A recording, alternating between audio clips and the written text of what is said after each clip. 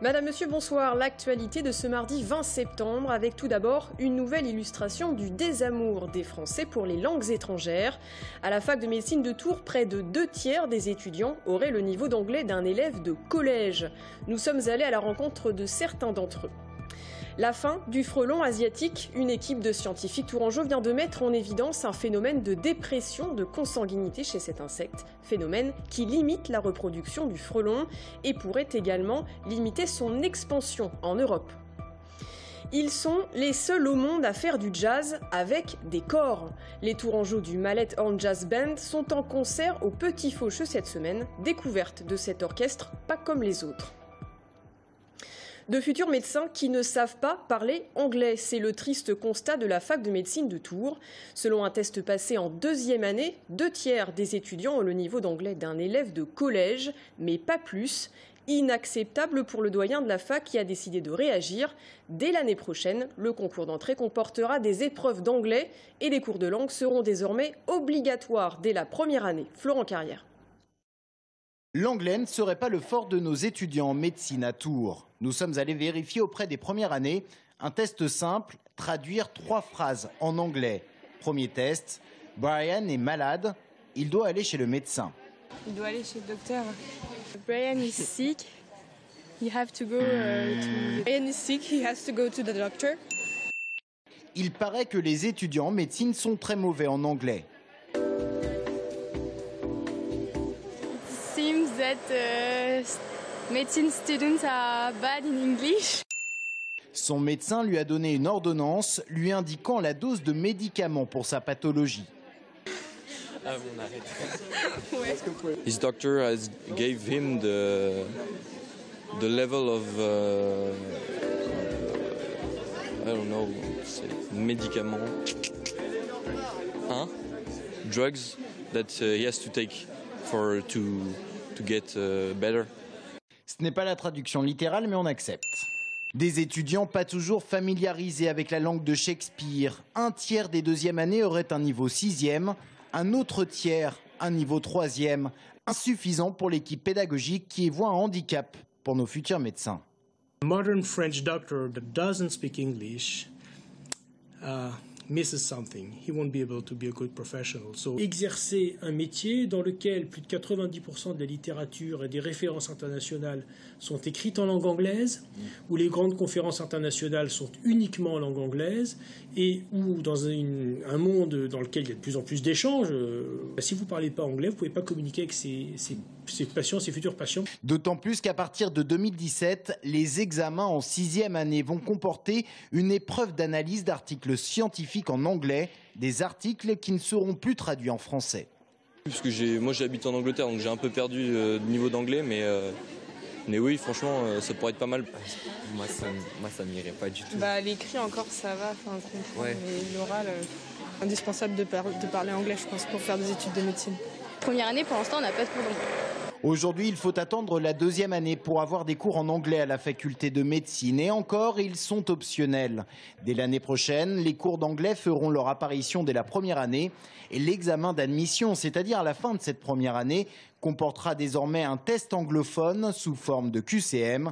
Mais l'équipe pédagogique en est consciente, il sera impossible de faire des miracles. La grogne des avocats contre le projet de réforme de l'aide juridictionnelle. À Tours, une grève totale et illimitée a été votée hier soir lors de l'Assemblée générale. Une grève également suivie du côté de Blois. Pour rappel, l'aide juridictionnelle permet notamment aux plus démunis d'accéder au service d'un avocat. Le projet de loi Taubira prévoit notamment de mettre les avocats à contribution pour le financement de cette aide juridictionnelle. Social maintenant et menace de fermeture pour l'entreprise Safety Sandvik de Fondettes. L'annonce a été faite hier aux salariés. 45 postes pourraient être supprimés. Seule l'unité de production de corps d'outils serait concernée. Celle de plaquettes serait maintenue. La multinationale suédoise a précisé que cette décision s'expliquerait à la surcapacité de production du groupe en Europe et qu'il s'agirait d'une stratégie de rationalisation. Une consultation des représentants du personnel sera lancée le 23 octobre. La fermeture de l'unité de production de Fondettes pourrait intervenir à la fin du premier semestre 2016. Social toujours, dans le Loir-et-Cher maintenant, où les salariés du Leader Price de Vineuil, près de Blois, veulent racheter leur supermarché et se constituer en société coopérative. Une décision qui fait suite à des problèmes récurrents de management sur fond de rémunération et d'organisation de travail. Réponse du groupe Leader Price, le magasin n'est pas à vendre. Début 2015, des salariés du site avaient déjà manifesté. Ils n'avaient à cette époque pas de directeur. Est-ce la fin des frelons asiatiques? On revient sur cette découverte importante qui a été réalisée par les chercheurs du CNRS de Tours concernant le frelon asiatique qui décime des abeilles. Pour l'instant, trop tôt pour savoir si l'insecte va vraiment disparaître d'Europe. D'autres expériences vont être menées pour approfondir cette découverte. Romain Delville. Le frelon asiatique a été repéré dans le sud de la France en 2004. Une reine serait arrivée par cargo en provenance de Shanghai, son origine native. Depuis, il a colonisé 70% du territoire français. On le trouve aussi en Espagne, au Portugal, en Italie, en Belgique et en Allemagne. Prédateur, il a un impact sur la biodiversité et crée aussi des problèmes économiques. On connaît au niveau du secteur apicole le problème que représente le frelon asiatique sur le fonctionnement et la survie des colonies d'abeilles. Donc ce secteur est très touché, mais probablement également d'autres secteurs, par exemple tout ce qui est élagage, entretien des parcs et jardins, mais également des professionnels du commerce sur des marchés, par exemple en plein air. Sauf que le frelon asiatique court peut-être à sa perte à cause de son faible patrimoine génétique issu d'une seule reine. En clair, quand une reine n'est pas fécondée, elle produit des œufs haploïdes qui donnent des mâles. Quand elle est fécondée, elle produit des œufs diploïdes qui donnent habituellement des femelles. Oui, mais des chercheurs de l'IRBI ont observé des mâles diploïdes, des œufs fécondés mais pauvres génétiquement, et les mâles chez le frelon ne font rien, sont un fardeau pour la colonie et nuisent à son développement. Ils ont montré qu'en Chine, on avait une diversité génétique, ce qui est normal dans une population native, mais la population française est très homogène au niveau génétique. C'est-à-dire qu'ils ont pu montrer que l'introduction de cette espèce en France est le fait d'un très faible nombre d'individus, voire même une seule reine. Ce qui fait que la population française, elle est très homogène au niveau génétique. Et du coup, par rapport à ce résultat, on pouvait s'attendre à observer des mâles diploïdes au bout d'un certain temps. Effectivement, c'est ce qu'on a observé, nous, à partir de 2012. Alors pourquoi les colonies de frelons asiatiques semblent toujours en expansion? C'est peut-être que les reines ont adopté une stratégie s'accoupler avec plusieurs mâles. Car chez le frelon, qui dit diversité de spermatozoïdes, dit naissance de femelles et préservation de l'espèce. Cela fera l'objet de nouvelles recherches au sein de l'unité Tourangelle. Des bus au gaz naturel ou au biogaz pour remplacer les bus diesel polluants. Tour Plus va lancer une étude sur ces énergies alternatives et 20 000 € seront débloqués par l'agglomération de Tours. Une réponse donc aux élus écologistes à la suite du scandale Volkswagen. Des élus qui s'inquiétaient de la récente commande par Tour Plus de 44 bus diesel pour renouveler le parc de fil bleu. Une commande qui est pour l'instant gelée dans l'attente des résultats du contrôle de conformité demandé par Tour Plus à un organisme d'expertise. Un petit mot de sport maintenant avec la carte du Tour de France qui a été dévoilée ce matin. Le peloton ne passera pas par notre région.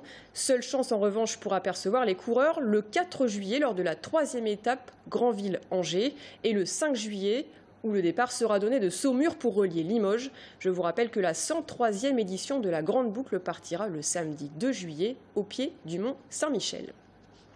Ils sont les seuls au monde à faire du jazz avec des corps.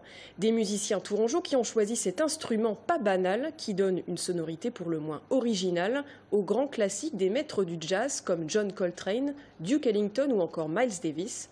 Le Mallet Horn Jazz Band est de passage en Touraine à l'occasion de la sortie de son premier album, découverte de cet orchestre hors du commun avec Sabrina Melout.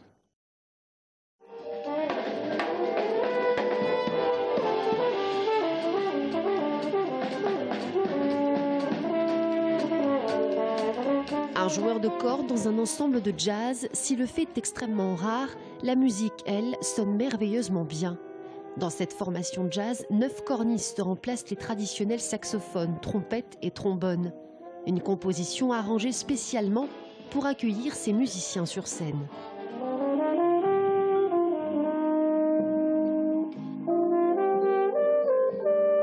C'est vrai que c'est pas un instrument qui est fait pour ça à la base, mais il s'y adapte très très bien. On a en fait une grande tessiture, donc on peut jouer très, très graves, très aigus. On peut se rapprocher au niveau du phrasé, de la trompette, du trombone, du saxophone, tout en ayant justement cette touche personnelle propre au corps. Et la recette fonctionne à merveille. Depuis 2009, The Mallet Horn Jazz Band se produit en France et même en Chine.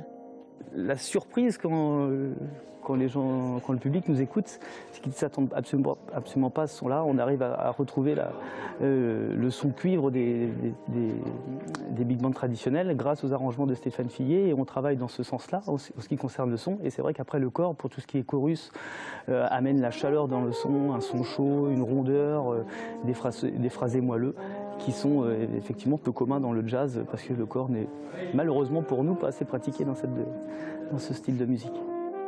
Des cornistes dans une formation de jazz, une richesse également pour les autres musiciens spécialistes du genre.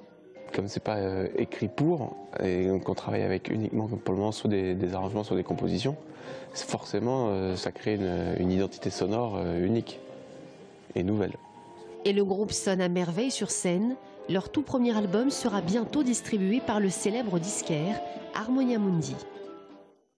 Et ils sont à écouter demain à 20h30 au Petit Faucheux à Tours.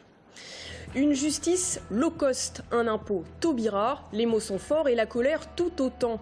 Depuis une semaine, les avocats de France ont entamé un véritable bras de fer avec la garde des Sceaux.